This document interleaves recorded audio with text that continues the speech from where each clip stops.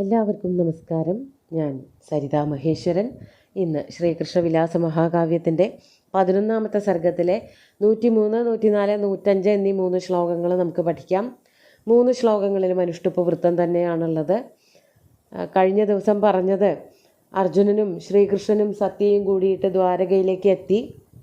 അങ്ങനെ വളരെ സന്തോഷത്തോടു കൂടിയിട്ടൊരു വലിയ കഥ പറഞ്ഞ് നിർത്തുകയാണ് ചെയ്തത്. ഇനി വിസ്തരിച്ചൊന്നും പറയാതെ സത്യഭാമയുടെ വിവാഹമൊക്കെ അതിനെ പറ്റിയിട്ടൊക്കെ ഒന്ന് സൂചിപ്പിക്കുകയാണ്. നമുക്ക് ആദ്യം 103ാമത്തെ ശ്ലോകം നോക്കാം.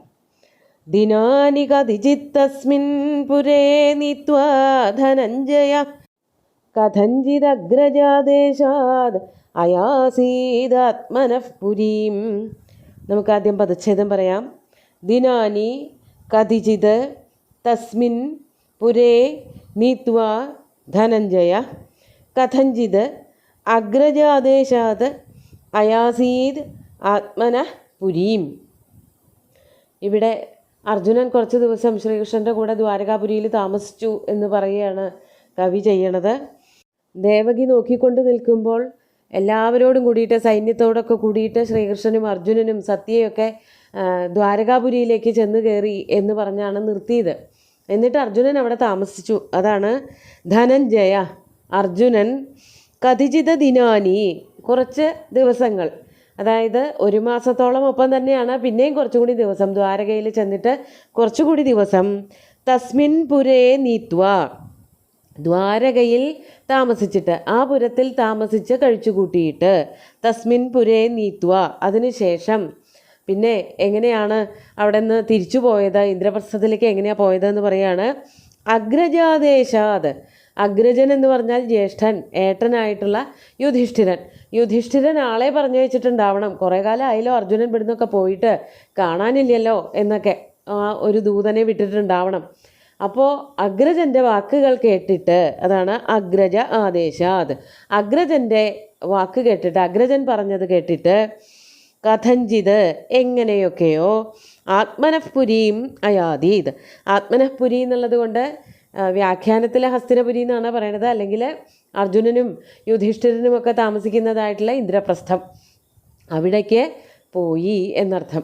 അതിനൊരു വിശേഷണം കൊടുത്തിട്ടുണ്ട് കഥഞ്ചിത് എന്ന്. കഥഞ്ചിത് എന്ന് പറഞ്ഞാൽ എങ്ങനെയൊക്കെയോ പോയി എന്നാണ്. അതെന്താണ് അങ്ങനെ ഒരു വിശേഷണം കൊടുക്കാൻ, ക്രിയാവിശേഷണം കൊടുക്കാൻ എന്നാണെങ്കിൽ, ഇവരൊന്നാമതേ അടുത്ത സുഹൃത്തുക്കളാണ്. പോരാത്തതിന് കുറേ ദിവസമായിട്ട് ഒരുമിച്ച് താമസിക്കുകയാണ്. അവിടെ സത്യയുടെ കൊട്ടാരത്തിലേക്ക്, കോസലത്തിലേക്ക് അർജുനൻ വന്നു, വിവാഹമാണെന്ന് കേട്ടപ്പോൾ പിന്നെ അവിടുന്ന് മുതലും കൂടെ ഒരുമിച്ച് തന്നെയാണ് എല്ലാ കാര്യങ്ങളും. യുദ്ധമൊക്കെ ചെയ്ത് അർജുനനും ശ്രീകൃഷ്ണനും ആ കൂട്ടുകെട്ടൊന്ന് മുറുകി. അതോടുകൂടിയിട്ട് അവർക്ക് വേർപിരിയാൻ പറ്റാതെയായി. അതിൻ്റെ ഒരു ദുഃഖമാണ് കവി കഥഞ്ചിത് എന്നുള്ള വാക്കുകൊണ്ട് സൂചിപ്പിച്ചത്. അങ്ങനെ സുഹൃത്തുക്കൾ രണ്ടുപേരും യാത്രയൊക്കെ പറഞ്ഞ് രണ്ടുപേരും വേർപിരിഞ്ഞു. ഒരാൾ ഏട്ടൻ്റെ നിർദ്ദേശത്തിനനുസരിച്ച് ഹസ്തിനപുരത്തിലേക്ക് അല്ലെങ്കിൽ ഇന്ദ്രപ്രസ്ഥത്തിലേക്ക് പോരുകയും ചെയ്തു എന്ന് പറഞ്ഞുകൊണ്ട് ആ കഥ, സത്യാവിവാഹത്തിൻ്റെ കഥ അവിടെ അവസാനിപ്പിക്കുകയാണ്. കഴിഞ്ഞ ശ്ലോകത്തിൽ തന്നെ അത് തീർന്നു. അർജുനൻ കുറച്ച് ദിവസം കൂടെ നിന്നു എന്നുള്ളത് കൂടി വർണ്ണിക്കാനാണ് ഈ ഒരു ഭാഗം എടുത്തത്. നമുക്ക് 104ാമത്തെ ശ്ലോകം നോക്കാം. അധസ്യ മന്ദഗസ്തേയവാദഖിന്നം തമച്യുതം സത്രാജിത്തോഷയാമാസ സുതാരത്നോപദാച്ഛലാത്. ആദ്യം പദച്ഛേദം പറയാം. അധ സ്യമന്തകസ്തേയവാദഖിന്നം തം അച്യുതം സത്രാജിത്ത് തോഷയാമാസ സുതാരത്നോപദാച്ഛലാത്. ഇവിടെ സ്യമന്തകത്തിൻ്റെ കഥ പറഞ്ഞ് ഒരൊറ്റ ശ്ലോകം കൊണ്ട് ഇത്രയ്ക്കധികം സംഗ്രഹിക്കാൻ കഴിവുണ്ടോ സുകുമാര കവിക്ക് എന്ന് തോന്നിപ്പോണ രീതിയിൽ സത്രാജിത്തിൻ്റെ മകളായിട്ടുള്ള സത്യഭാമയെ വിവാഹം കഴിച്ച കഥ, ശ്രീകൃഷ്ണൻ വിവാഹം കഴിച്ച കഥ ഒറ്റ ശ്ലോകം കൊണ്ട് ചുരുക്കി പറയുക ചെയ്യണത്. കൂടുതലൊന്നും പറയണില്ല. സത്യഭാമയുമായിട്ടുള്ള രതി വീഴ്ചകളെ പറ്റിയിട്ടൊക്കെ വർണ്ണിക്കുന്നുണ്ടെങ്കിലും വിവാഹത്തിനെ പറ്റിയിട്ട് കൂടുതലൊന്നും പറയണില്ല.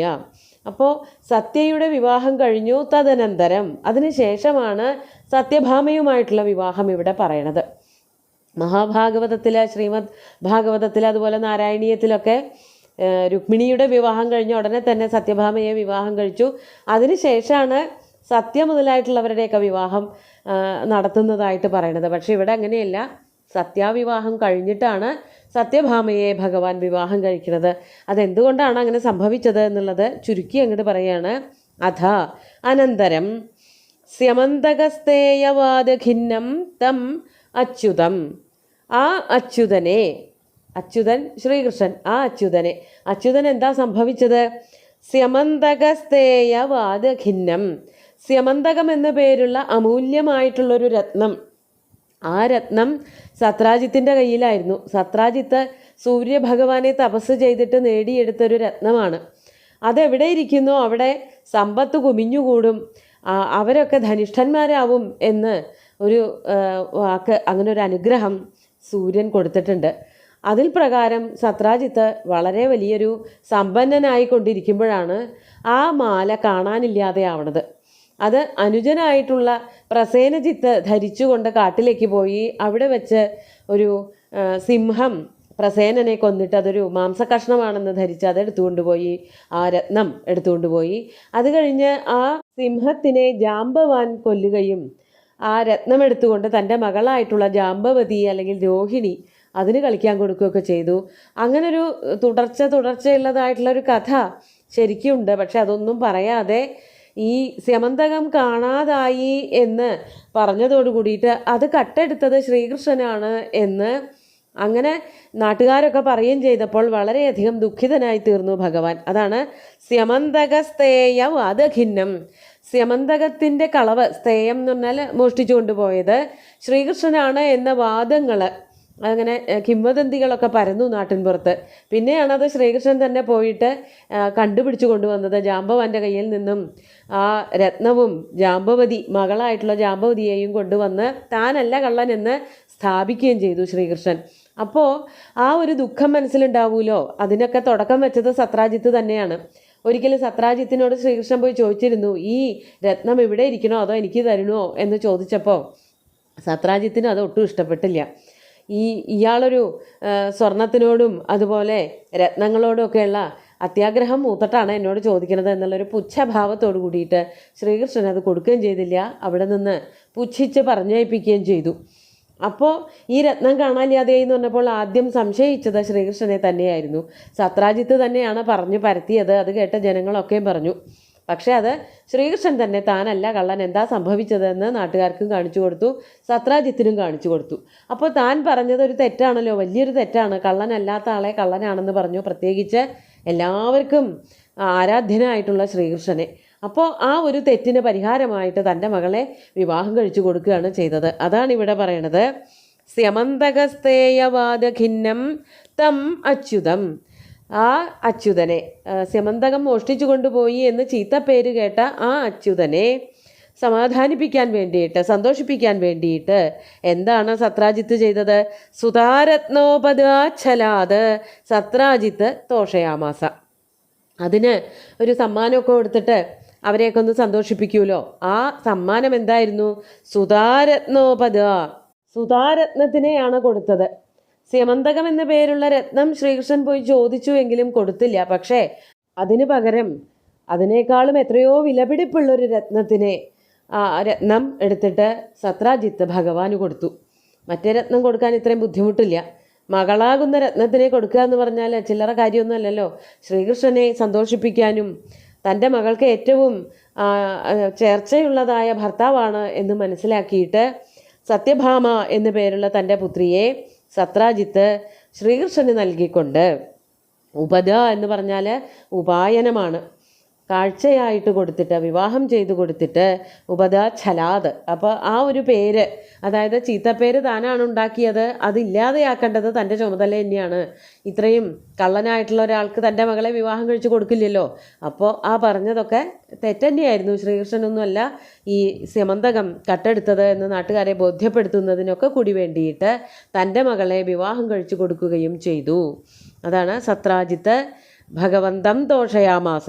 അങ്ങനെ ഭഗവന്തം അച്യുതം തോഷയാമാസ, ശ്രീകൃഷ്ണനെ അങ്ങനെ സന്തോഷിപ്പിക്കുകയും ചെയ്തു എന്നാണ് ഇവിടെ ആ ഒരു കഥ മുഴുവനും ചുരുക്കി 4 വരി കൊണ്ട് നമുക്ക് പറഞ്ഞു തന്നത്. ഇനി അടുത്ത ഒരു ശ്ലോകം കൂടി, 105-ാമത്തെ ശ്ലോകം കൂടി നോക്കാം. ഇതി ദ്വാഭ്യാം സദേവീഭ്യാം സഹിതോ യദു പുംഗവ പാർവതീ ജഹ്നുകന്യാഭ്യാം ഇന്ദുമൗലിരിവാബഭൗ. നമുക്ക് ആദ്യം പദച്ഛേദം പറയാം. ഇതി ദ്വാഭ്യാം സ ദേവീഭ്യാം സഹിത യദുപുംഗവ പാർവതീജഹ്നുകന്യാഭ്യാം ഇന്ദുമൗലി ഇവ ആബഭൗ. ഈ ഒരു കഥ ചുരുക്കിയാണ് പറഞ്ഞ് നിർത്തുകയാണ്.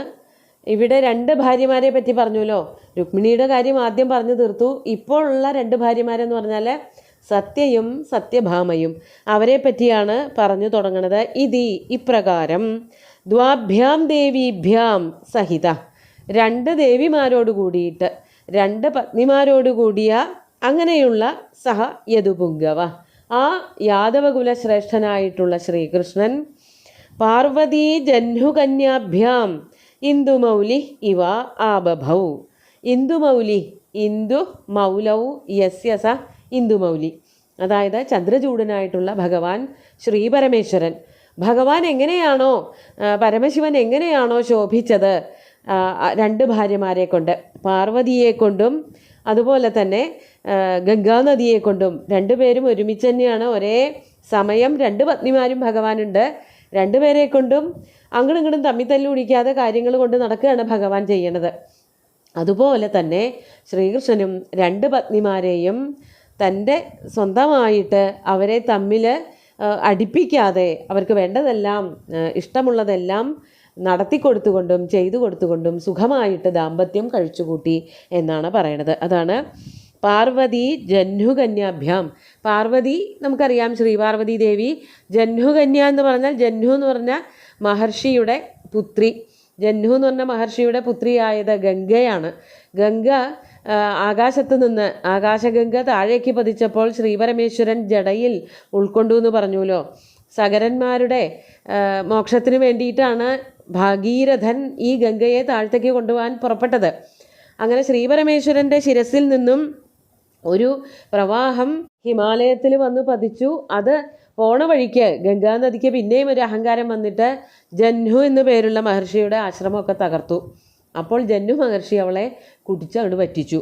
എന്നിട്ടും പിന്നെയും പുറത്തേക്ക് കാണാതെ വന്നപ്പോൾ, ഗംഗാനദി ഒഴുകി വരണത് കാണാതെ വന്നപ്പോൾ ഭഗീരഥൻ തപസ് ചെയ്തിട്ട് ജഹ്നുവിനെ പ്രസാദിപ്പിച്ചിട്ട് ഒരു പ്രവാഹമായിട്ട് ജഹ്നുവിൻ്റെ ചെവിയിലൂടെ പുറത്തേക്ക് വന്നു.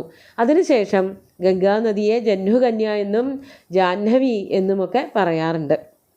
അങ്ങനെ ആ രണ്ടുപേരെയും, ജഹ്നുകന്യകയെയും പാർവതിയെയും എങ്ങനെയാണോ തൻ്റെ പത്നിമാരായിട്ട് കൊണ്ട് നടക്കണത്, അതുപോലെ തന്നെ സത്യയെയും സത്യഭാമയെയും ശ്രീകൃഷ്ണൻ വളരെ സ്നേഹത്തോടുകൂടി വാത്സല്യത്തോടുകൂടി പത്നിമാരായിട്ട് കൊണ്ടു നടന്നു എന്നാണ് പറയണത്. നമുക്ക് ഇന്നത്തെ 3 ശ്ലോകങ്ങളും ഒന്നുകൂടി ചൊല്ലി നോക്കാം. ദിനാനി കതിജിത്തസ്മിൻ പുരേ നീത്വാ ധനഞ്ജയ കഥഞ്ചിദഗ്രജാദേശാദ് അയാസീദാത്മനഃ പുരീം അധസ്യ മന്ദഗസ്തേയവാദഖിന്നം തമച്യുതം തത്രാജിത്തോഷയാമാസ സുതാരത്നോപദാച്ഛലാദ് ഇതി ദ്വാഭ്യാം സദേവീഭ്യാം സഹിതോ യദുപുംഗവ പാർവതീ ജഹ്നുകന്യാഭ്യാം ഇന്ദുമൗലിരിവാ ബഭൗ. കുറേയധികം കഥകൾ ഉൾക്കൊള്ളുന്നതായിട്ടുള്ള ചെറിയ ചെറിയ ശ്ലോകങ്ങൾ, അതൊക്കെ കുറച്ചൊന്ന് പറയേണ്ടതായിട്ട് വന്നു. എന്നാലേ അർത്ഥം മുഴുവനും നമുക്ക് കിട്ടുകയുള്ളൂ. ഈ സുന്ദരമായിട്ടുള്ള 3 ശ്ലോകങ്ങളും ഭഗവാന്റെ കാൽക്കൽ അർപ്പിച്ചുകൊണ്ട് ഗുരുവായൂരപ്പനെ സാഷ്ടാംഗം നമസ്കരിച്ചുകൊണ്ട് എല്ലാവർക്കും ശുഭദിനം നേർന്നു നിർത്തട്ടെ. നന്ദി.